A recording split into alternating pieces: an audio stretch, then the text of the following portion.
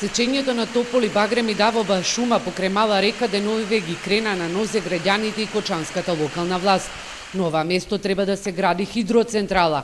Екологистите, но и советниците и првиот човек на општината се против и бараат стопирање на проектот, кој што според нив ќе донесе голема штета на оваа недопрена природа. Со изградбата на ова мини хидроцентрала ќе се промени хидролошката состојба, односно како температурата на водата, така составот, таа едноставно ќе биде мртва вода, што значи рибите за кои што се мачеме неколку години да го порибиме, ова езеро ќе умрат.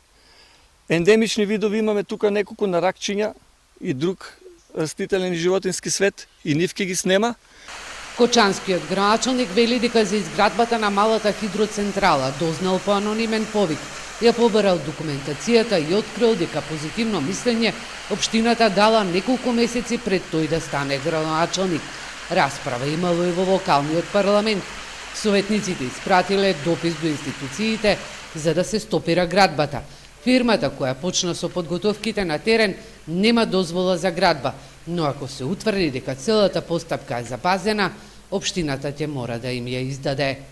Тогаш ќе бидеме обврзани, бидејќи од Министерството за финансии, покрај тоа што добивме одговор дека тие не се надлежни за произнесување, не предупредува дека со евентуалните одлуки на локалната самоуправа со кои ќе се нанесе штета, тие не се во можност да ги поднесуваат штетите направени со таквата одлука. Проектот мали хидроцентрали предвидува низ земјава да се изградат околу 400.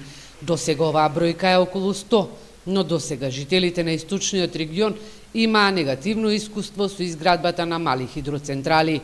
Имаше протести во Малешевскиот регион, но инвеститорите успеа да ги изградат.